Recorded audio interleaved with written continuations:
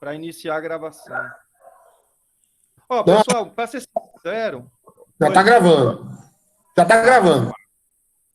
Para ser sincero, assim, eu separei esse momento como se fosse um momento de CA, né? Tipo assim, mais para tirar as dúvidas, para ouvir de vocês, porque eu não tenho exatamente o que apontar, eu poderia fazer um resumo, mas eu acho que o último vídeo também eu fiz aquele resumozinho lá. Eu gostei porque fica registrado, vocês podem ver quantas vezes quiser, pode pausar, pode voltar, né? Eu acho um recurso muito legal, por isso que eu preferi fazer assim em forma de vídeos, do que ficar 45 minutos aqui inteiro, correndo, preocupado com o tempo e tal. Então, tipo, o conteúdo, né, o assunto mesmo tá lá. Talvez os detalhes, o pessoal me perguntou a questão dos números que eu usei, né? Tem muita coisa ali no meio que pode ter surgido como dúvidas, e aí eu pensei, não, eu vou ficar respondendo perguntas, vendo o que é que o pessoal fala, o que é que o pessoal acha, e é isso, assim, eu não pensei em falar muito hoje aqui, né, nesse momento, para ser sincero, mas mais ouvir aí a impressão de vocês, as dúvidas, as sugestões, né? Enfim. Tiagão, Mande. deixa eu então começar, certo? Aí eu queria deixar claro para os alunos, eu queria deixar claro para os alunos que esse é um momento de participação deles também, né? Ou seja, eles, para interagir bastante aí, pode ficar à vontade para perguntar, né? Isso é um momento de todos, não é um momento só dos professores. Exatamente. E aí eu queria, né, começando mais uma vez, parabenizando aí pela atividade, ficou muito bacana mesmo, certo? Eu queria comentar sobre alguns pontos, né, da forma como você gravou, da forma como você fez de algumas coisas, tá? Na reunião pedagógica... Deixa eu pegar só um papelzinho, esqueci de eu escrever. Tá, pois não. Porque qualquer coisa eu escrevo aqui para não esquecer depois, né, dos apontamentos. Pronto, beleza. Então, assim, quando eu vi os vídeos, eu disse a você, né? Opa, tá falhando um pouco o áudio.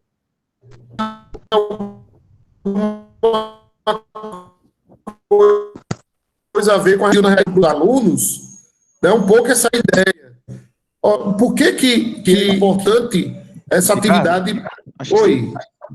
Ricardo, se você puder repetir do início, acho que travou aqui para todo mundo o teu áudio. Foi. Ficou falhando o que tu falaste aí. Isso. Então, puder repetir. Estão ouvindo agora? Tá. Agora sim. Tá. Eu estava comentando primeiro, parabenizando pelo trabalho, né? E aí eu vou comentar alguns aspectos que eu considerei importante, né, dos vídeos, da atividade como um todo. Uma das coisas é o tema escolhido, né? Ou seja, na hora em que Tiago escolhe falar do gráfico da pandemia do Covid-19, isso já é muito importante para poder efetivar uma aprendizagem significativa no aluno. Ou seja, o conteúdo não é Covid, a temática é Covid. O conteúdo é a construção do gráfico. O conteúdo é a utilização das ferramentas como o Excel, mas como é um tema de relevância que todo mundo está acompanhando, certo? Isso traz vamos dizer assim, uma âncora para o aluno, né, se apropriar daquele conhecimento, maior do que simplesmente se ele quisesse trabalhar a construção de um gráfico sem fazer nenhuma conexão com algum tema de relevância. Certo? Então, assim, isso o que a gente chama de aprendizagem significativa, né? Ou seja, a gente está fazendo com que os alunos busquem, né? O professor Tiago fez com que os alunos busquem nos seus conhecimentos primeiros ali, né? Que é Covid, está todo mundo falando sobre a pandemia, certo? Esse era o primeiro aspecto que eu queria comentar, né, que eu achei bacana. O segundo é a forma como foi construído. Vocês ainda estão me ouvindo, né? Estamos sim. Beleza. Então, segunda forma como foi construído. Ou seja, o professor Tiago, ele apresenta, né, alguns aspectos importantes de compreensão né, da evolução, né, da pandemia, né, do contágio, muito importante para que a gente possa entender aquilo. Ele explica também de forma muito, muito didática, muito palpável a construção do gráfico lá no Excel, usando o exemplo lá da calculadora, tá certo? E quando ele vai fazer a construção do gráfico da pandemia, fica muito claro para todo mundo que assistiu, certo? Então esse é o primeiro sentimento que eu tenho. E por que eu estou fazendo questão de ressaltar isso? Porque todos os alunos aqui serão futuros professores. E essa é uma informação importante na hora da preparação de uma atividade, de uma aula. E aí, para completar, ele volta lá no final e faz um fechamento, que é um resumo, um resgate total de tudo que ele veio discutindo, certo? Então, esse era um primeiro comentário que eu queria fazer, e aí eu acho que Tiago também já vai discutir, mas eu já vou deixa, certo? Os parâmetros que você utilizou lá no exemplo foram parâmetros baseados em alguma informação ou foram aleatórios? E aí você pode responder na hora que você achar mais prudente, tá certo? Só para finalizar, esse é um tipo de atividade, conforme nós propusemos na reunião pedagógica essa semana, tá? Ou seja, o que é de interesse do aluno? Será que a física não tem nada que a gente possa estar fazendo uma investigação prévia com o aluno, levantando um tema que seja de interesse e fazendo conexões? É claro que tem. Como o colega diz sempre, a física está em tudo. Para onde você se virar, certo? Você vai enxergar a física. Eu sempre considerei, né, e considero muito importante partir de uma temática, de uma problematização como foi feita, tá certo? Para poder chegar nos conteúdos específicos e num aprofundamento posterior, certo? Era isso que eu queria falar no momento. Deixa aí para Tiago fazer um comentário e os alunos e os demais professores também, né? Ô, Ricardo, obrigado aí, viu? Obrigado aí pelos comentários, pelos elogios, né? Ui, cadê? Sobre os parâmetros, né? Teve mais gente que perguntou também antes, assim, por fora, né? Eu acho que o Pablo também perguntou os números que aparecem ali. Assim, eles não são aleatórios, mas eles também não são necessariamente realísticos, assim, são valores, né? O 0,02, o 0,3 que eu mostro lá, são valores que ficaram bons para mostrar, entendeu? É o que mostrou bem ali. É claro que a gente teria que fazer um estudo, um pouco de unidade e medida, ver o que é que quer dizer aqueles valores, né? O que é o beta? Aí qual a unidade? O que é que está se medindo com beta, né? O que é o gama? O que é que está se medindo com gama? Esse tipo de coisa. Inclusive, se você mudar, eu fiz ali nos vídeos de um jeito que a soma das populações dá 100, né? Se você mudar isso, o gama vai ter que ser mudado também, porque ele está associado com esse número total de pessoas ali. Então, tipo, o gama não, o beta. Então, os valores são aleatórios? Não são aleatórios, mas também eles não são os valores reais, por exemplo, entendem? Eles foram meio que para ficar bonitinho, né? O gráfico, para a gente poder ver com 300 células e tal. Eu acho que essa foi a dúvida que eu detectei, né? E obrigado aí pelos elogios também. Cadê o pessoal falando mais aí? Mais dúvidas e perguntas? Beleza, obrigado aí pelo esclarecimento, certo? E o elogio não é à toa, não. Eu acho que a gente tem que... Eu aprendi muito com as atividades, certo? Eu acho que a gente tem sempre muito que contribuir um com os outros, né? E os alunos também contribuindo conosco, mostrando quais são os pontos principais, né, que eles têm dúvida, aonde é que ficou mais enganchado. Então, a gente aprende muito com esses momentos. Valeu, cara. Professor Tiago, deixa eu pegar um pouco da carona aí do professor Ricardo para fazer um comentário, e, na verdade, também tirar uma dúvida, né? Primeiro, parabenizar, como o professor Ricardo já acabou de fazer, ficou muito legal realmente, e o tema é bem de atualidade. Gostei realmente da parte que você fez, apesar de ter feito no Excel, mas você mostrou aquelas partes como se fosse um vetor, então dá para entender como se fosse até uma questão mesmo do algoritmo, da sintaxe de um programa, ou seja, se você quiser escrever numa outra linguagem, é só seguir aquele algoritmo, né? Então, pode ser escrito em qualquer linguagem, desde que você saiba como é a sintaxe, né? Mas, pegando carona um pouco aí nessa questão dos parâmetros, eu até fiquei numa dúvida se, não sei se você viu alguma coisa, se aqueles parâmetros, o beta e o gama, já que o gráfico era muito sensível à mudança daqueles parâmetros, se aqueles parâmetros estariam associados, já que você falou que teria que ver a unidade de medida, né, para saber o que é, se eles estariam associados com a taxa de infecção e com a taxa de mortalidade, né? Já que quando você altera aquilo ali, você vê que a curva sobe bastante ou achata, dependendo de cada um dos parâmetros, se você bota para mais ou para menos.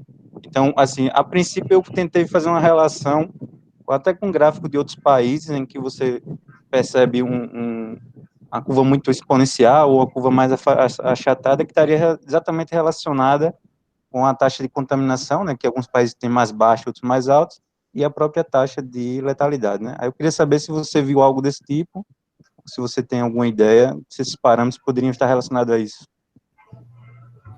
Não, é exatamente isso mesmo. Viu, Reinaldo?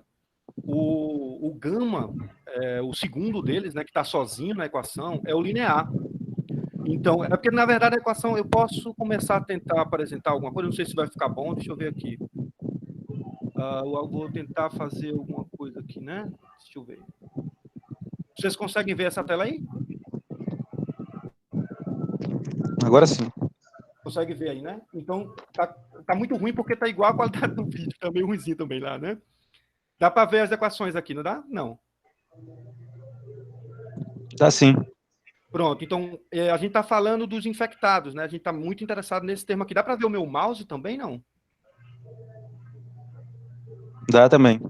Pronto, então ó, esse termo aqui é um termo linear, tá vendo? Então, basicamente, ele é um exponencial, pô. Tu tem uma derivada proporcional à própria função. Então, esse cara aqui regula como é que a exponencial cai. E a unidade dele é basicamente, ó, aqui tem o i dividido pelo tempo e aqui eu tenho o i. Então, ele é basicamente o inverso do tempo. Então, o gama, quanto maior o gama, menor o tempo de recuperação. Quanto maior for o gama, né? Menor o tempo, quanto menor o gama, maior o tempo de recuperação. Então, o valor tem a ver com o tempo. Então, nos gráficos lá, que eu faço, né? Os gráficos que eu fiz, deixa eu voltar para a janela, acho que parou, não foi de compartilhar? Os gráficos que eu fiz foi pensando nisso. Então, o gama, eu faço o inverso do tempo. Eu quero que ele se recupere em 40 iterações. Então, eu boto 1 sobre 40 e aí dá o valor, entende? Por isso esses valores pequenos, né? 0,3 ou 0,001, alguma coisa assim. Então, tem a ver com esses tempos. Eu quero que o processo de recuperação seja lento, ou eu quero que o processo de recuperação seja rápido. E em relação ao que você falou sobre o significado das coisas, eu vou voltar para aquela janela, né? Então, o beta, ele regula a infecção. Então, quanto maior o beta, maior vai ser a velocidade de infecção. E o gama regula basicamente a velocidade de recuperação. Então, ele se recupera mais rápido se o gama for mais rápido. Ou ele se recupera mais devagar se o gama for menor. O beta tem a ver com a infecção, né? O beta é o beta que é importante quando a gente faz uma quarentena, por exemplo, né?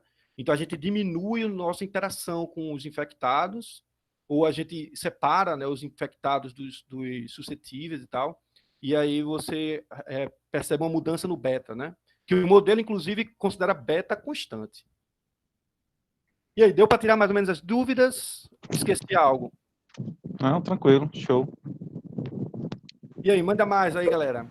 Professor Tiago, Fabiana. Oi, professora, tudo bom? Tudo jóia. Aqui tá começando a chover. Eu espero que não fique ruim a qualidade, ou pior, né? Qualquer coisa vocês avisam aí, por favor. Professor, considerando alguns alunos que não assistiram os vídeos, certo? Seria possível o senhor resumir o que é necessário em termos de utilização, o que é necessário? Dados, utilizar uma planilha Excel, para que realmente tenha a possibilidade da construção de um gráfico conforme os que estão sendo bastante divulgados através dos canais de comunicação, né, através da TV, e tinha como o senhor fazer um resumo, o que é necessário os alunos ter em organização para a construção de um gráfico nessa proporção. Ficou claro a minha pergunta? Mais ou menos.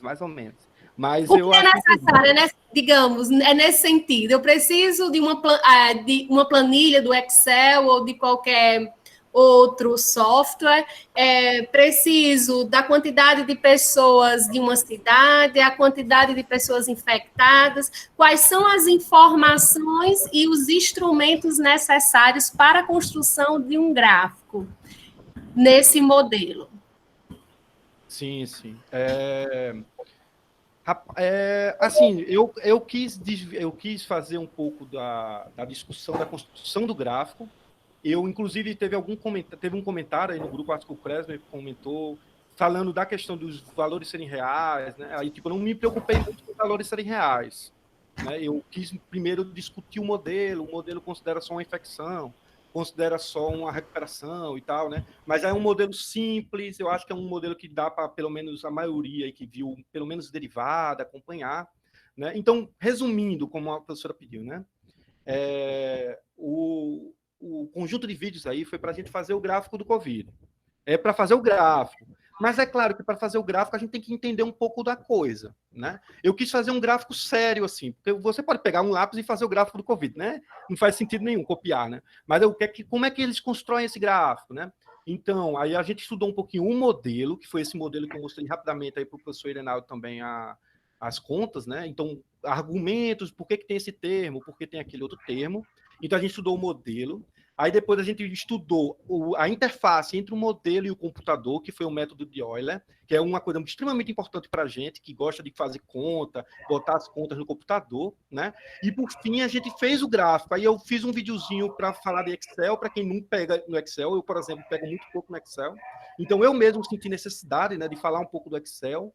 Então, quem não sabe Excel, acompanha os vídeos tranquilamente, pelo menos na minha concepção, né? E depois aí junta tudo e faz o gráfico rapidinho, né? São vídeos de 8 minutos, então são discussões bastante introdutórias, não tem aquele aprofundamento técnico, né? Que a gente costuma ver. Eu deixei em aberto mesmo, quem gostar, quem achar massa, meu irmão, isso é muito bom. Bicho, tem muito matemático, tem muito físico espalhando conhecimento por aí, inclusive no YouTube mesmo, né? Então eu deixei um pouco aberto. Então, resumindo, né? Eu peguei o modelinho, então a gente falou um pouco sobre o modelo, a gente falou um pouco do método numérico, que a gente bota no computador, e a gente falou um pouquinho do computador, da planilha, né, de fazer no Excel, e aí a gente juntou tudo, fez o gráfico.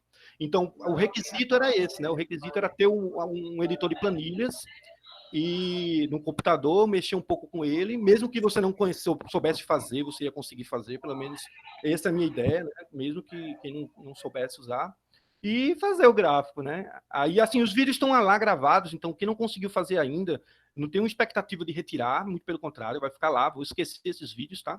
Vai ficar lá o tempo que o YouTube permitir, né? Beleza? Então, quem não conseguiu ver ainda, fique à vontade para ver, incluir comentários que chegam no meu e-mail, tá? À vontade aí também depois, não tem estresse, não. Tiago, uma dúvida. Mande.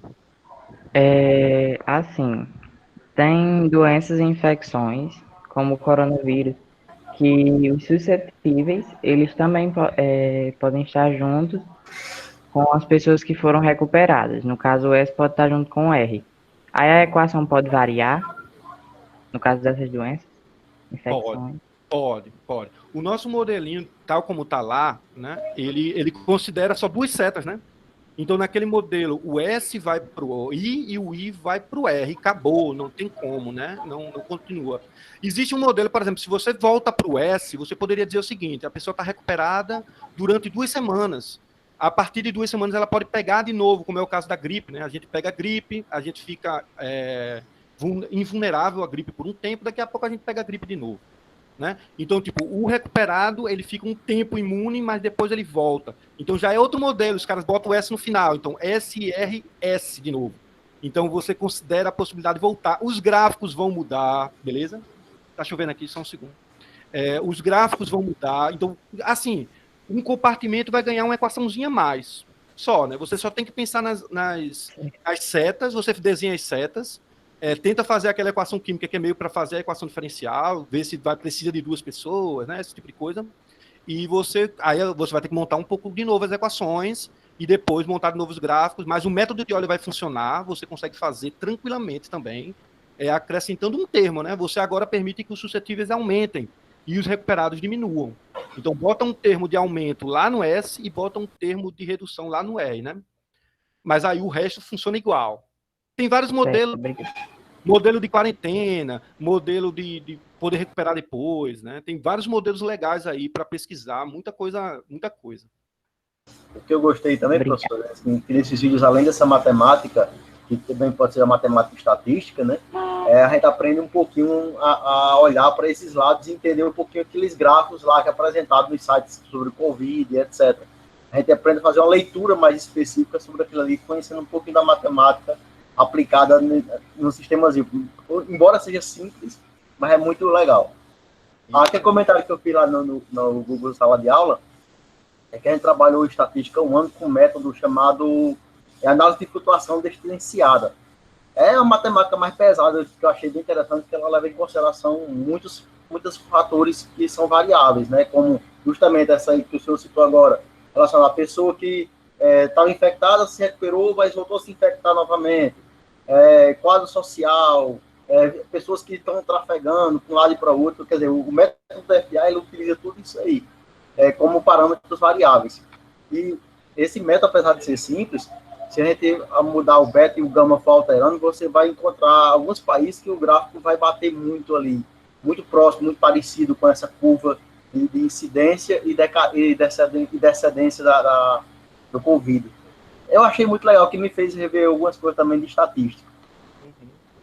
Eu queria comentar, já que você colocou estatística no meio, né? Queria comentar assim, esse gráfico, o modelo que a gente fez, né? Ele é um modelo de equação diferencial.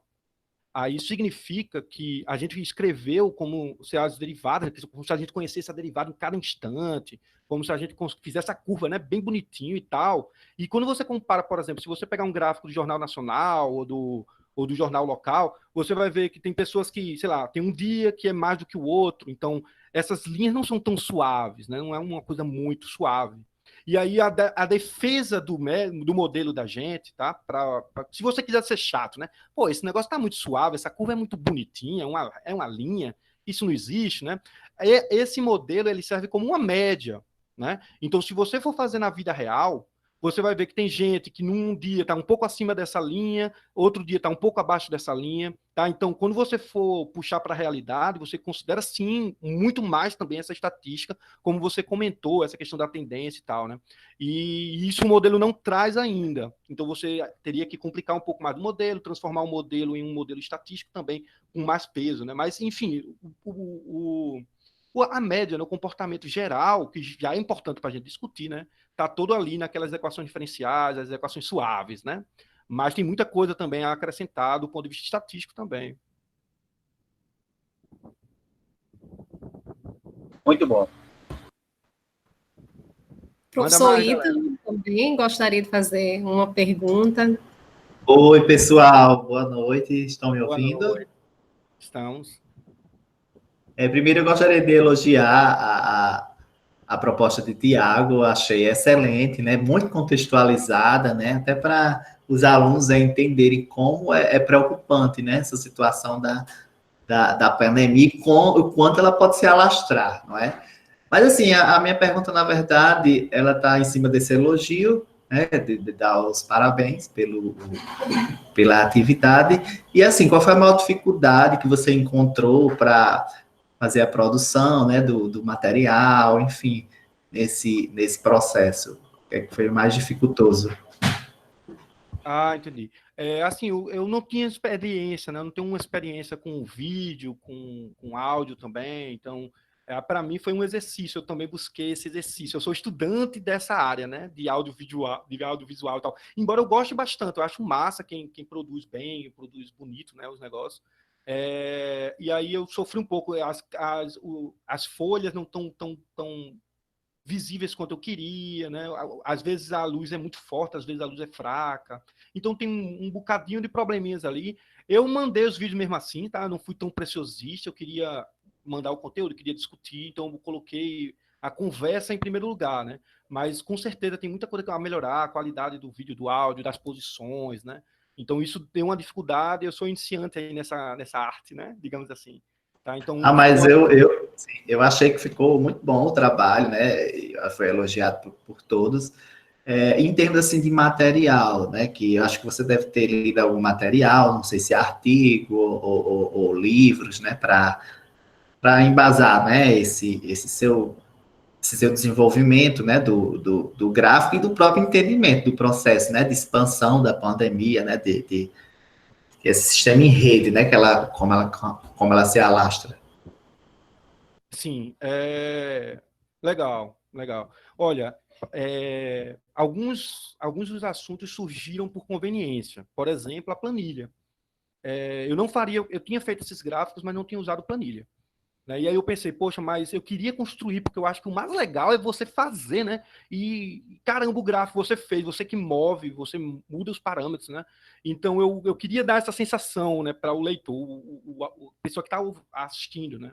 Então isso foi tipo diferente. O método de Euler é uma coisa que a gente usa para fazer isso, né? Então, aí como é que surgiu? Basicamente, né? Tem muita gente mexendo com doenças infecciosas.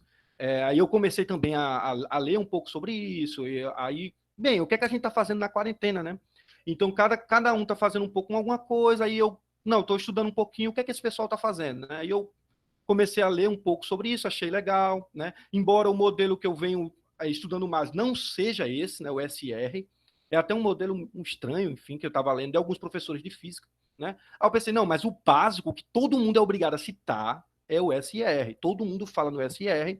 Então eu vou fazer o seguinte, eu vou preparar um videozinho de SR para a galera, incluo a galera nessa, né, e ver o que a galera gosta. Então o método de Euler, ele surgiu para fazer o gráfico, porque é obrigatório a gente usar o método de Euler, ou pelo menos um método do gênero, né, e a questão da planilha surgiu com uma coisa mais fácil, eu queria alguma coisa que, sei lá, que uma pessoa qualquer, ou tá entendendo, que tem um computador pudesse fazer, então as planilhas surgiram. Então a montagem foi meio essa. Qual é o meu objetivo? Fazer um gráfico com a pessoa, dar essa sensação de fazer o gráfico, eu acho muito legal.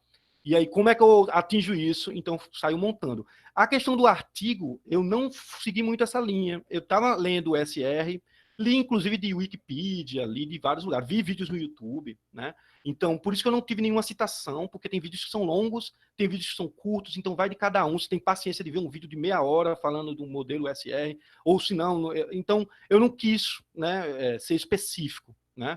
Aí o método de Euler é um método antigo que a gente estuda um pouco nos cursos, né? Então, muita coisa eu meio que sabia.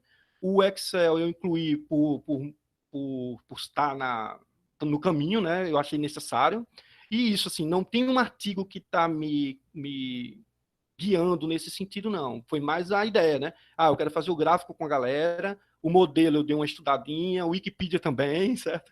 Foi meio isso, assim, e deu certo, né? Tá dando certo aí. Foi meio isso. Maravilha, ficou muito bom, né? E na física, né, que envolve tanto esse estudo, né, essa análise de gráfico, né, de identificar muita coisa, né? Inclusive muitas questões na física trazem gráficos para a gente interpretar e até para fazer, né? Então, parabéns novamente e obrigado. O professor Tiago já está afiado para a educação 4.0 aí, que está vendo aí umas palestras do MEC. Não é, menino?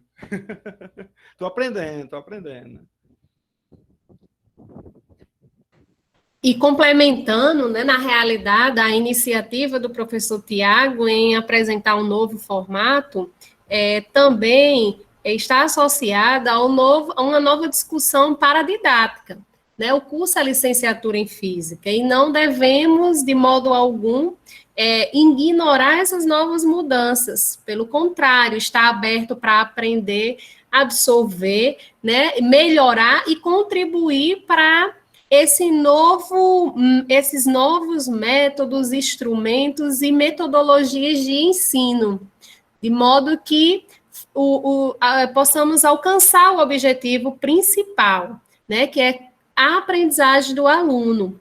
E aí, todos esses recursos utilizados, essas novas metodologias, elas devem caminhar, né,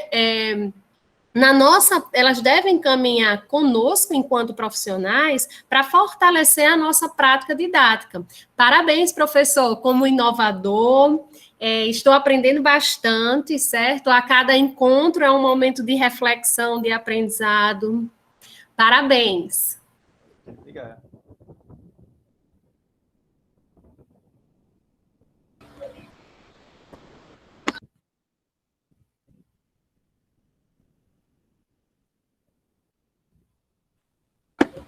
Deu uma travada na conexão do professor Tiago. Opa, eu não tô aqui não, é? Não, para mim deu uma travada agora, mas já dá para ouvir. Agora sim. Tá chovendo aqui, aí pode ter um pouco dessas coisas. Sali, alguma pergunta?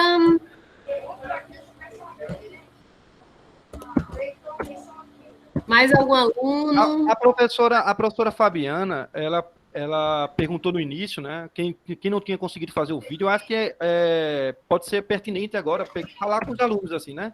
O que é que vocês acharam? Vocês, o que não conseguiram, o que é que acharam difícil? Ou, sei lá, o cifrão não funcionou. Eu teve gente que falou que não conseguiu muito ver como é que é a parada do cifrão.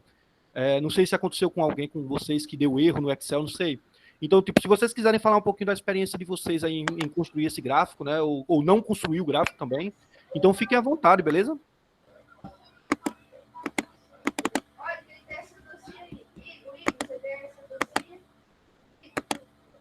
E o objetivo do encontro é fortalecer esse vínculo entre professores e alunos, né, que possamos estar sempre aprendendo, discutindo, e principalmente quando tem essa oportunidade, né, de associar um conteúdo, uma teoria, a algo que está totalmente presente nos dias atuais, né, que é a discussão e a apresentação desta pandemia.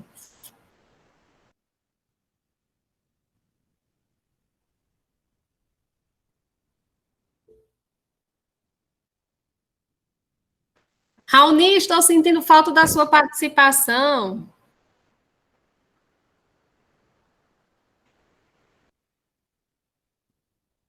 Eu estou lendo aqui os comentários que eu não li ainda. E aí, professor, é porque meu computador queimou, rapaz, aí não deu para me fazer, não, mas a vontade foi grande, viu, professor, de fazer. Mas eu estou ligado aqui, viu? Mas, Raoni, quando você puder, viu? Tá lá, vão ficar lá os vídeos, viu? Eita, ele caiu, eu acho. Ou então eu caí, né? Oi, eu caí. Não caiu não, Tiago. Tá aí. Tá bom, então. Ícaro, Gisele, alguma participação? Raoni voltou. Tiago, Oi. eu gostaria de parabenizar você pelo gráfico, achei muito interessante sua proposta. Obrigado. Embora eu não tenha como te fazer devido ao problema do computador, mas eu garanto a você que quando tiver tudo certo, eu vou fazer sim. Mas, e fica à vontade também de mandar, viu? Lá o pessoal teve, eu recebi 7, deixa eu ver como é que tá agora. Recebi 7 gráficos para olhar lá, eu comentei, foi legal. Viu? Então, inclusive, se quiser mandar também, fica à vontade para mandar. Inclusive, alguns amigos relataram um problema com relação ao cifrão. Foi, eu também recebi essa mensagem aí. Agora sim, parece que funciona, porque no Excel também, né? Porque eu fiz no LibreOffice, eu fiquei com medo de não ser igual. Mas a questão do cifrão, porque não ficou muito. O cifrão tem que ser antes da letra e antes do número, né? Tem pessoal que está fazendo cifrão antes da letra e depois do número, como se fosse um cifrão entre, né? O endereço aqui, sei lá, B5. Aí bota o cifrão antes e bota o cifrão depois. E não é assim, né? É B5, então é um antes do B e um antes do 5. Aí tem essa diferença, senão vai dar erro mesmo. Eu vou ver se eu consigo editar esse vídeo no YouTube. Eu ainda não sei fazer isso, não, mas é bom que a gente vai aprendendo, né? Botar esse negócio um pouco maior lá, sabe? Isso. Obrigado. Nada, mano. Obrigado a você também por estar aqui, né?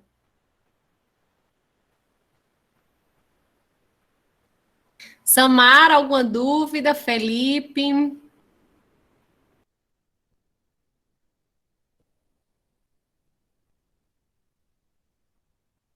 E é isso, assim, né? Eu fico aguardando, viu, pessoal? Os vídeos estão lá, vão ficar lá. Então, também tem um resumo todo lá, né? Para quem não viu ainda. E pode ver quantas vezes quiser. E também pode compartilhar se precisar, se quiser, se achar alguém interessante. Pode ficar à vontade de passar o material para frente, né? Professor Irenaldo. Eu ia falar agora, eu tenho uma dúvida aqui, tô esperando aí ver se ninguém ia falar e aproveitar o embalo. Na verdade é o seguinte, eu confesso que a gente estava vendo muito o modelo SR, mas eu particularmente não conhecia, né? Então vim conhecer mais depois dos seus vídeos. Inclusive para mim foi bem interessante porque eu nem sabia qual era o significado do SR, né? E no final você ali mostra que ele tem toda uma estrutura por trás. Só que eu fiquei com uma dúvida que é o seguinte: o seu modelo inicialmente, inclusive aqui alguém perguntou, você está tratando que a pessoa é suscetível, ela fica infectada e se recupera. E uma possibilidade seria ela voltar a ser suscetível de novo e aí entraria um novo termo na equação. Mas como é que é tratado o modelo no caso em que, porque ali você está considerando, digamos assim, uma conservação da população, né? A população inicial vai ser igual sempre à final. E no caso, como a gente está vendo, infelizmente, na realidade, existe as mortes, né? E como é que ele é tratado ali no modelo para ele sair daquela equação, uma vez que agora a população final passaria a ser diferente da população inicial, né? Eu queria saber se você viu alguma coisa desse tipo. Não, assim, o problema não é tão grande quanto parece, não, sabe, Reinaldo? Você pode simplesmente criar um novo compartimento, que é o que geralmente o pessoal faz. Então, você tem o compartimento S de suscetíveis, I de infectados, R de, sei lá, pessoas que estão imunes, né? Recuperados da doença. Aí você pode criar uma seta para os suscetíveis de novo, se você quiser que possa pegar a doença de novo, ou não. Aí você pode dizer o seguinte, olha, os infectados não são todos os infectados que se recuperam, né? Então, existe uma outra caixinha aqui, essa outra caixinha agora das pessoas que, sei lá, faleceram, morreram, sei lá. Então, você cria uma caixa das pessoas que morreram. Aí, a soma agora dos vivos com os mortos vai ser constante. Então, normalmente, o modelo que se faz é essa. É assim, né? Você cria uma nova caixa, e o que significa uma nova equação diferencial. Então, você vê quais são os processos aí. O processo, ele vem de onde? Dos infectados. Então, a seta vai do infectado para os mortos, no caso, né? E você consegue fazer o mesmo sistema. Você consegue também. Então, você pode aumentar o número de caixas, você também pode aumentar o número de processos, setas, né? Cada caixa que você cria é uma nova população, então é uma nova equação, né? Você cria equações. Cada processo representa um termo nessas equações. Então, quantos termos tiver, é a quantidade de setas, né? Nossa, pronto. Aí, no caso, aí a gente percebe que, no caso, a população suscetível vai diminuindo também de acordo com essa caixa, digamos assim, que é das pessoas que infelizmente morrem, e você vai ter que uma população final que vai ser... A população agora suscetível vai cada vez diminuindo, né? Vai ficando um valor diferente. Quem pesquisou o modelo SR aí na internet, né, vai ver que o modelo que eu coloquei também é um modelo simplificado. O modelo SR real, que a galera usa no dia a dia aí, tem um termo de nascimento, porque as pessoas nascem, né? Vocês estão conseguindo me ouvir? Perfeito, tá perfeito. Eu recebi uma mensagem de erro aqui, eu achei que tinha caído. Deixa eu só tirar o som disso aqui também. Então, o modelo SR tudo tem a ver com tempo, beleza? Então, o tempo, que eu também não discuti no modelo, né? O tempo quem regula os valores do beta e do gama. Se você quiser um processo que acontece demorando muito, então você usa um beta muito pequeno, né? O tempo grande, a velocidade pequena, e assim por diante. No nosso caso, eu fiz É um modelo que não pode passar de 9 meses, porque 9 meses uma pessoa nasce. Aquele modelo ninguém nasce, né? Então, aquele modelo não tem nascimento, não tem taxa de natalidade, não tem taxa de mortalidade por mortes normais, né? Tá tudo muito focado na doença, tá? Mas o modelo SR que você pode procurar e você vai ver um mais sério, mais robusto, ele tem mais setas, considera uma morte que não é pela doença, considera um nascimento de pessoas, né? Os bebezinhos e tal. Então, tem muita coisa mesmo para ver por aí. Inclusive no Wikipedia, né? Você acha que a Wikipedia fala muita besteira e tal, mas lá já tem algumas informações legais para você que gostou desse negócio, né? Inclusive, só um adendo, né? Quem tiver mais interesse também de acompanhar mais sobre o modelo SR, tem um professor da UFRN também, e o site, inclusive o site da própria UFRN, que está em parceria com o IMT e o IMD, que eles fazem a curva do Rio Grande do Norte, né? Feito por alguns pesquisadores da UFRN. Então lá também tem bastante coisa interessante, dá para acompanhar por lá. Se não estiver enganado, acho que é no site do IMT, que é o Instituto Medicina Tropical da UFRN. Poxa, legal. Se você tiver um link, pode até botar aí no chat, pô, pra gente dar uma olhadinha. Vou dar uma olhada aqui se eu acho. Mas, valeu. Eu tava justamente dando uma olhadinha agora sobre esse modelo SR e vi que ele chega a usar o método que eu citei anteriormente, o DFA. Eu estou olhando aqui no artigo aqui, e ele está citando a mesma equação, que é do meio quadrado das fórmulas do SA, que usa um polinômio para regressão linear, e essas derivadas que o senhor citou para a gente, mostrou para a gente lá nos vídeos lá, a derivada para cada parâmetro, uma derivada específica para chegar a uma taxa de especificidade de cada coisa, né? De suscetível, de infectados, de recuperados, de reinfecção, né? Se for o caso, a gente adicionar um loop aí nisso aí. Muito legal. Pô, é muito massa esse negócio, velho. Tiago, Oi. um amigo pediu para eu fazer uma pergunta para você. Porque ele disse que também na hora de fazer teve problemas no computador. Aí ele quer saber se ele vai ser prejudicado, se ele vai perder algum ponto por isso. Não, rapaz, essa atividade aqui é completamente facultativa, é letiva. Você faz o que você quiser, rapaz. Ele Aqui está o na ganho, chamada, ele escutou, então, ele está na chamada também. aqui o prêmio é o conhecimento, a habilidade de fazer essas coisas aí, beleza? Beleza, obrigado. Nada. E aí, gente, mais?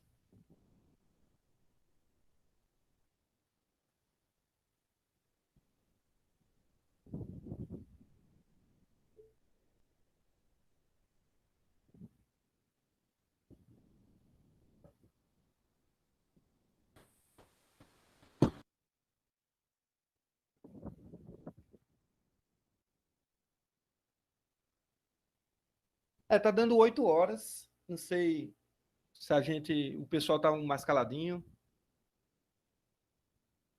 Se a gente fecha aí a reunião, espera mais um pouquinho também. Então deve estar pensando o que é que vai perguntar. Pode ser, não sei. Ninguém quis falar também as suas experiências, não, com o gráfico, os problemas, exatamente, né?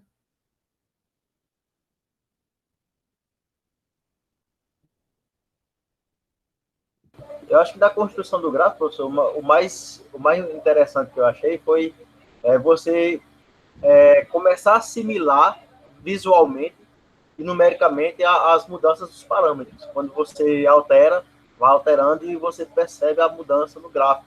Você entender as relações que causa em cada momento disso aí. Eu acho que, assim, Excel eu já trabalho com Excel há algum tempo, então também não foi muito difícil, não. Mas o que eu achei interessante foi essa equiparação de dados e essa variação que você tem no gráfico à medida que você vai trocando os números dos parâmetros. É muito bacana. É massa, velho. O professor Irenaldo colocou o link aí, ó. Quem tiver interessado, covidlais.frn.br. Com as informações do RN, né? Vou clicar aqui para dar uma olhadinha também.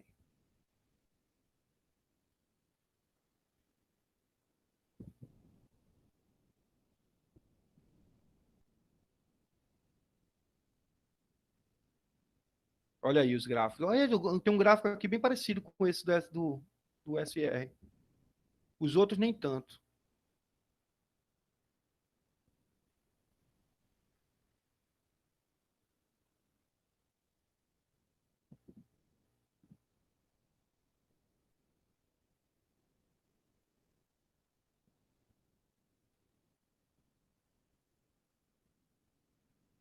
E aí, tá um silêncio. Eu não sei se eu caí.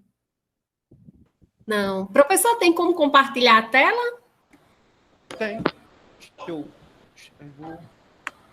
Agora eu tenho tanta janela aberta aqui, porque se vocês fizessem perguntas dos slides específicos, né? Eu vou fechar elas. Vou agora só do coronavírus aqui, do professor Irenaldo.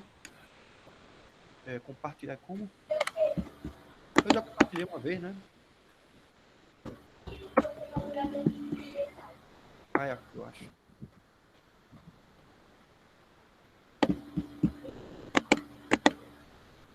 Aqui está vocês. Aqui agora. Essa aqui, faixa etária. Mas é faixa etária. Que parece com o gráfico do CIR, né? Aqui tem os gráficos. Número total de pacientes, com tempo. Mas também é faixa etária. Não tem nada a ver, então.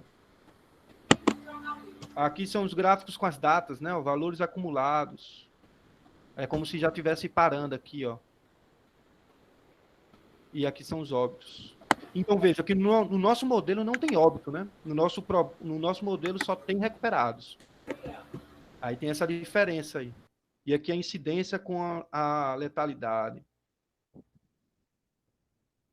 Tá vendo? Mas foi esse link aqui que o professor apontou aí no chat. No chat, né? Não sei. E tem essas informações aqui. Eu acho que se você clicar nas coisas, aparecem mais coisas também. Professor Tiago, se você clicar na parte lá de projeções, aí botar lá, eu acho que tem os gráficos mais parecidos com o que o senhor estava fazendo. Eu boto qual aqui? Rio Grande do Norte ou Brasil, Rio Grande do Norte. Coloca o Rio Grande do Norte. Tô vendo aqui. Esse daqui é número de casos. Agora tá com a letra pequena, né?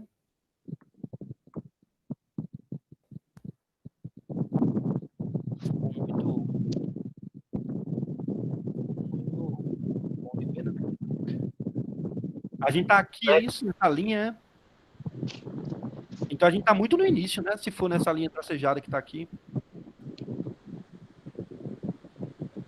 Não é?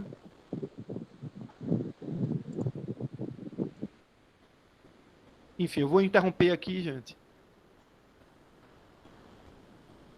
É isso, o link tá aí para vocês explorarem também. Mas é como o professor falou, né? A gente tem alguns compartimentos a mais, né? Para considerar, caso a gente queira um modelo mais realista e tal. Inclusive, eu comentei com um dos meninos aí que o beta, que é o parâmetro de infecção, o beta, ele depende de como a gente se comporta. Então, se a gente está em quarentena em casa, então a infecção acontece menos. Então, o beta vai ser um número menor. A gente tem o poder de controlar o beta, né? Esse modelo aí é um modelo inocente. É um modelo que o beta é fixo desde o início até o fim. Aí não chega a ser realista também, né? A gente tem as nossas decisões de ficar em casa ou ir para o supermercado cheio, lotado, no horário de pico lá, que a gente não consegue, só tem 2 caixas abertos para 300 pessoas, sei lá, né? Então, é complicado e o beta tem a ver com isso. Né? O beta tem a ver com isso. Se você encontra muitas pessoas, se você encontra poucas pessoas. Então, é interessante comentar isso também, né? Deixa eu fazer só mais um adendo participando aí, professor. Inclusive, esse beta, você pode até tentar fazer uma correlação com outras doenças, né? E um exemplo é a própria a gripe H1N1, acho que foi em 2009, também teve um surto, não tanto quanto esse do corona, mas ele foi mais leve exatamente porque o beta parecia ser menor lá, né? No caso, a taxa de infectados era menor, então acabava tendo uma transmissão menor e acabava levando mais tempo para ter a mesma quantidade que nós temos hoje de infectados. Então, o quanto é importante esse parâmetro para o número de casos, né, de infecção.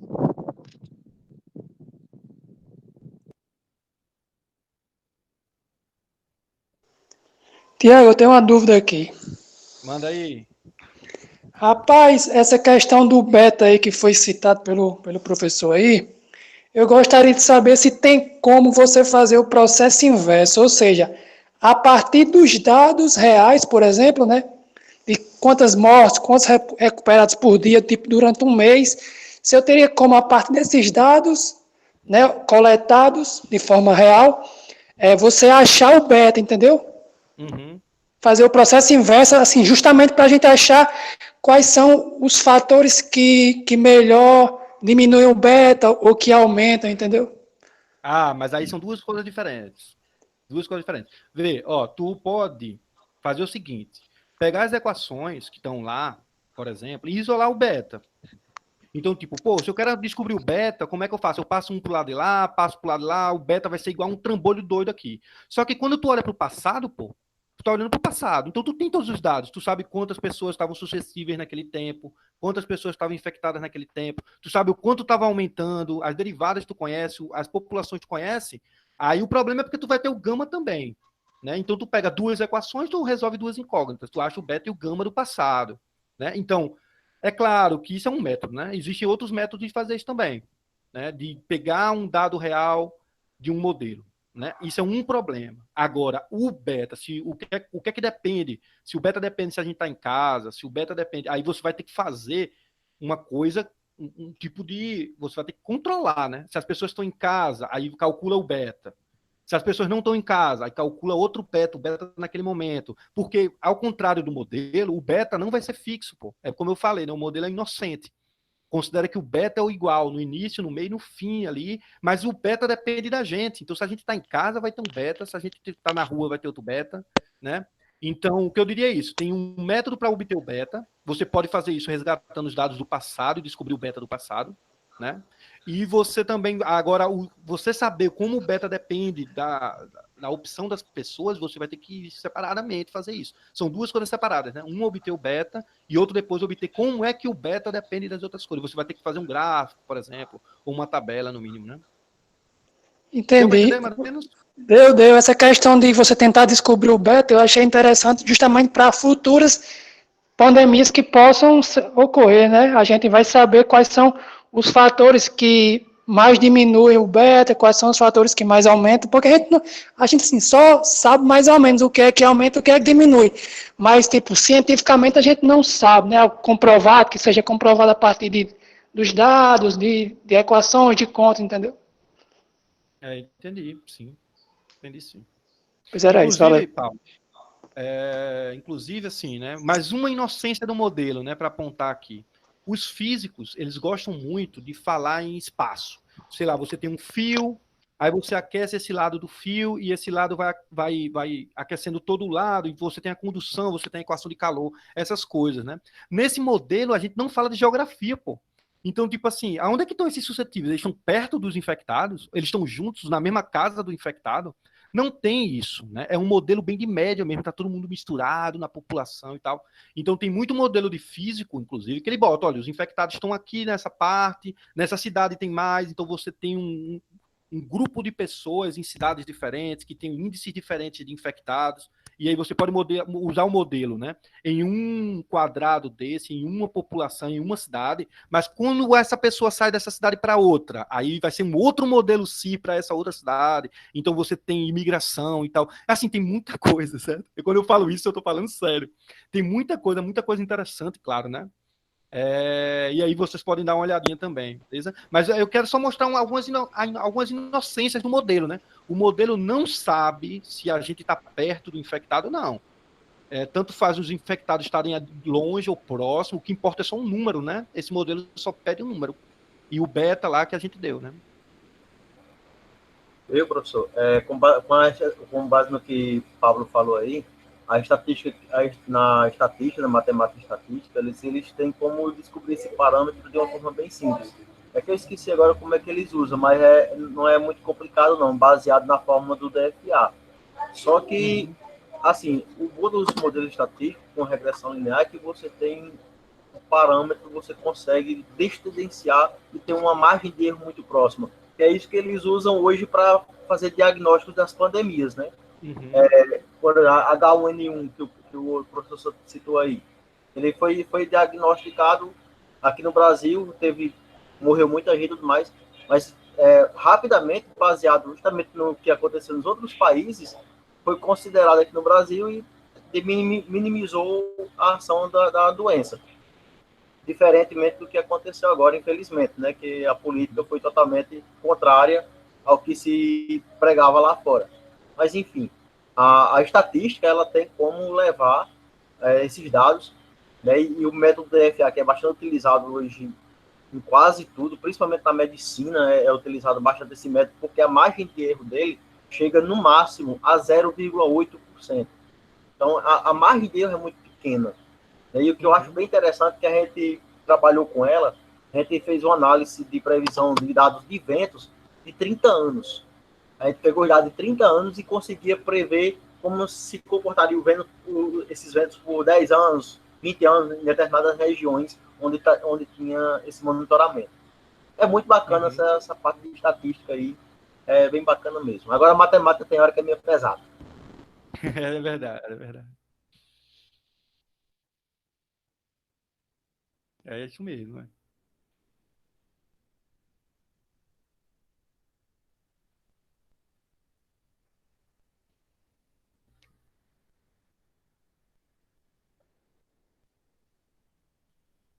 E aí, pessoal, mais?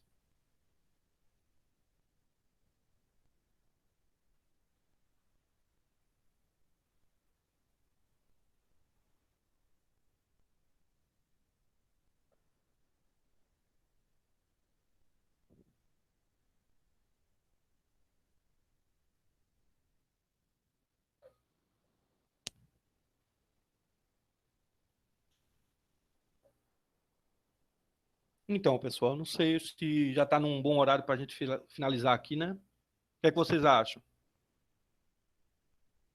Bom, Tiago, se a galera, né, não tiver mais nenhum questionamento, pode encerrar a reunião. Mas, assim, mais uma vez, né, parabenizar aí e pela ação de todo mundo, a participação dos alunos foi muito bacana. Tivemos aí, chegou o momento de ter 26 pessoas participando, né?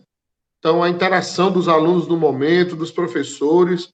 Então, acho que mais do que nunca a gente precisa ir fortalecendo essas atividades constantemente, até mesmo quando retornarmos, né, pensarmos em outras estratégias, em outras maneiras para a gente dar continuidade a esse tipo de atividade, certo? Mas valeu mesmo, foi muito bacana.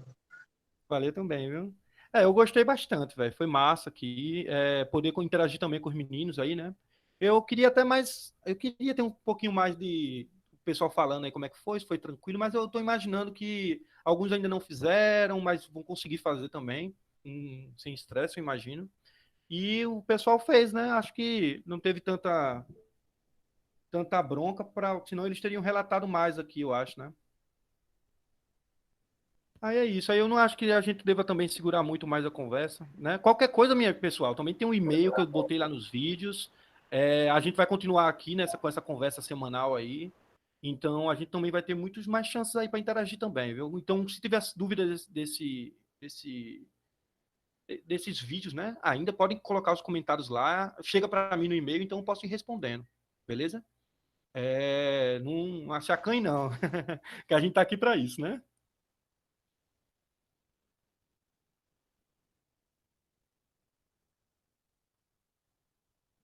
Então, só mais uma vez, Tiago, parabenizar, foi ótimo, certo? É muito bom. Eu que não fazia parte do grupo, né? E aí, poucos meses já tivemos que interromper os encontros. Eu me sinto super à vontade de estar tanto com vocês, professores, como com os alunos. Eu acredito que esse momento é um momento de muito crescimento, fortalecimento profissional e também nos faz evoluir enquanto pessoas, né? Então, o senhor foi lisonjeado no sentido de que este encontro foi um dos encontros que a gente percebe que os alunos interagiram bem mais, né? Então, a gente já começa a identificar, a perceber também o ambiente como algo acolhedor, agradável, e que continue, né, a cada encontro, essa interação. Parabéns, professor. Obrigado. Obrigado. Eu queria também agradecer o pessoal que participou, gente. Oi, fala, Pablo. Fabiano, só um adendo aqui. A questão do homeschooling, que até 2 meses atrás, né, era tido por muitos pedagogos, inclusive alguns pedagogos que eu já tive contato, eles renegavam completamente o homeschooling. E a gente vê hoje essa total mudança de paradigma, né, que hoje é o contrário, a galera está incentivando o homeschooling, né? E essa questão de aulas virtuais e reuniões virtuais com professores e alunos, eu percebi esse paradigma mudando completamente, por causa de uma pandemia. Né? É verdade. Assim, a gente não tem muita opção, né? Parece também um pouco isso, assim. Nesse contexto atual, eu imaginava que essa questão ia surgir, né? A gente está com internet cada vez melhor, dispositivos cada vez melhor, e claro, velho, você pode botar um gráfico aí, no primeiro vídeo mesmo, né? Eu botei o meu rosto lá e botei o gráfico, assim, gerado por um site maravilhoso, e dá para ver tudo perfeito. Então você pode botar um material com qualidade, né, fantástica ali, é outro nível, né? Então, eu imaginava que isso ia acontecer, mas a gente tem pouquíssimo tempo no dia a dia, né? A gente tem bastante aula, bastante prova, bastante coisa. É claro que é uma desculpa, né? A gente chega em casa, tá cansado, tá? Os professores, mas tem que pensar nisso, né? Tem gente com uma carga horária muito maior, e você querer isso ia ser uma mudança muito lenta. É aquela coisa que a gente sempre fala, né? As mudanças são lentas e tal. Agora a gente meio que parou tudo, e aí, ó, vai ter que se virar nos 30, né? A situação atual é essa, ou você se vira ou não, e vamos ver o que acontece, né? Eu sinto um pouco isso. A gente poderia, inclusive, botar uma discussão sobre isso aqui, eu não sei se caberia, né, Fabiana? Fazer um pouco mais de uma discussão sobre isso especificamente, né? Mas eu penso um pouco isso, assim, eu acho massa, eu não sei fazer, eu estou aprendendo, agora um pouco na força também. Eu tinha planos de aprender, mas era aquela coisa lenta, como eu comentei. Né? Mas eu sinto um pouco isso. Aí, tá, agora a gente vai ter que aprender, porque nada garante que agora vai ser assim, né? Então o pessoal vai se acostumar agora com isso, e aí a gente vai voltar e vai ser isso, né? Talvez até nem tenha competição direito, porque o professor que dá aula presencial, poxa, ele não mostra direito as coisas, e um professor que dá uma aula em computador, eu não sei, eu não estou dizendo que vai ser assim, mas é uma possibilidade, né? Depois que acabar, todo mundo vai querer aula assim agora. E aí, o que é que vai acontecer com o professor que não consegue fazer essas coisas, né? Professor Pablo, eu acredito que, digamos, as aulas online, elas só ampliam, né, possibilidades de deixar mais real, mais significativo o aprendizado. Eu não acredito que as aulas online, elas substituem as presenciais. Não, elas só agregam, né? Ela melhora esse processo de ensino-aprendizagem. Então, no momento que eu tenho uma aula presencial, mas também eu tenho uma oportunidade de complementar com alguns momentos online, eu só estou fortalecendo e tornando a aprendizagem do aluno mais significativa, como também o meu trabalho, porque aí isso significa dizer que, enquanto profissional, eu preciso estar em uma formação contínua, uma formação continuada, né? E nada melhor do que a satisfação de aprender algo, né? O ser humano, ele se sente realizado no momento em que ele percebe que ele aprendeu algo. E aí eu acredito muito que essa evolução tecnológica, né, na realidade, ela só fortalece, né, as metodologias de ensino. Ela não substitui de modo algum, e não acredito que vai substituir, certo, a aula presencial, mas sim complementar. Uhum. Só um comentário, isso é um tema realmente que acho que caberia até uma discussão bem maior, né? Agora, a gente sabe que realmente essas coisas talvez venham para ficar um pouco mais, acelerou um pouco, mas ainda tem um detalhe que a gente está sentindo também na pele, que é diferente de outros países desenvolvidos, por exemplo, o Brasil não tem a infraestrutura de internet que muitos têm, né? Então, a gente vê mesmo aqui na hora que a gente está tentando fazer um negócio, é sinal que cai, é uma chuva que dá e o sinal já fica ruim.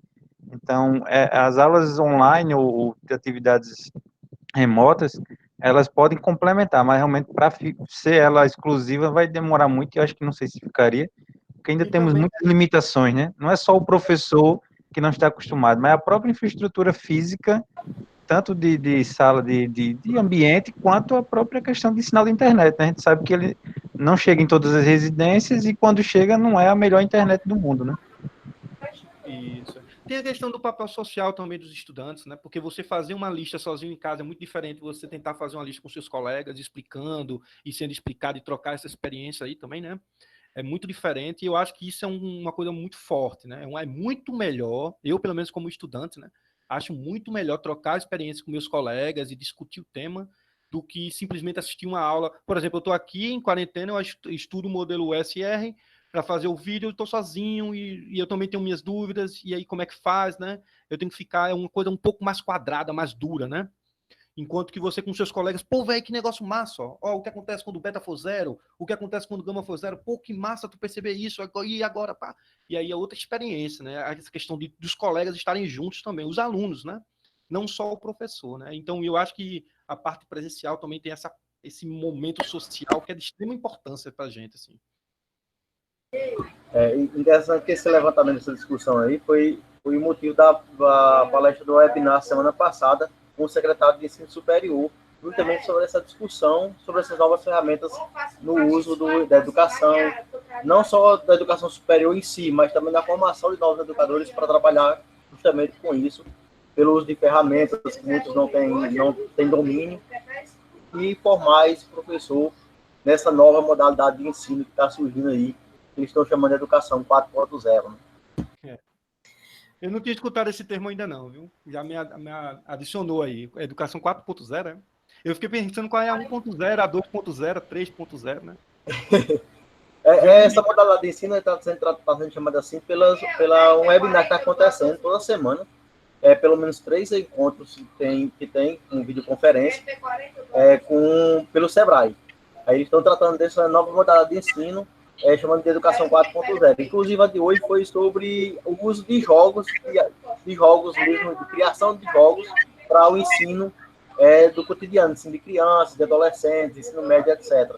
Inclusive, eles me fizeram até lembrar que lá em João Câmara, em 2017, a turma de física desenvolveu um jogo com base em perguntas e respostas de dados, né, um tabuleiro de dados, em cima do ensino de física para o ensino médio. Eu achei bem interessante. Legal mesmo, legal. Então, foi bem válido. Nós já vamos colocar, né, Tiago, Ricardo, professor Irenaldo, na pauta da nossa reunião. A gente já coloca no nosso rodízio, certo? Essa temática, e aí a gente aguarda a participação de vocês. De repente, a gente até monta uma apresentação junto, professor-aluno, certo? E torna bem dinâmico. Então, a gente já tem uma programação, pelo menos, para mais 3 semanas, e acredito que essa temática pode entrar na 4ª semana. É verdade, é verdade. Eu acredito, pessoal, que está dando 8h30 já, né? Já está fazendo praticamente uma aula, né? A aula de 7 às 8h30. Acho que já está bom aí, já deu para a gente fechar o dia de hoje, né? O que é que vocês acham aí?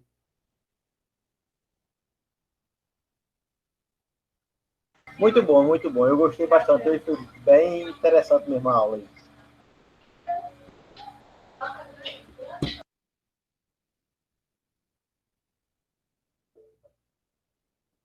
Pronto, pessoal. Os canais estão abertos, né? Tem um e-mail que eu coloco geralmente nos vídeos, está um pouco clarinho lá, mas eu acho que dá para ver. Também está na descrição dos vídeos. Vocês também podem comentar lá os vídeos, ainda tá, certo? Quem não fez ainda, ou quem vai ver, ou quem fez, quem vai fazer de novo e nota uma coisa estranha, pode sempre apontar, porque a ideia é eu pegar esses dados, essas críticas e tal, e sair melhorando nas próximas versões, né?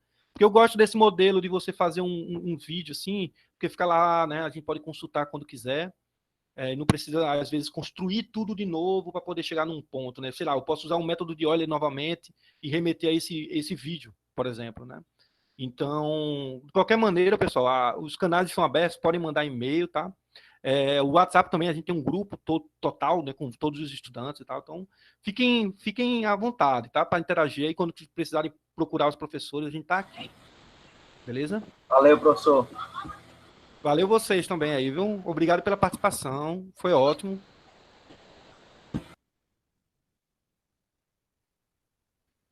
E uma boa noite para todo mundo, né, gente? Valeu. Valeu. Boa noite. Boa noite.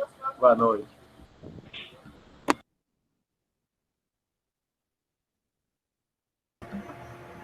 Boa noite. Boa noite, galera. Boa noite. Boa noite.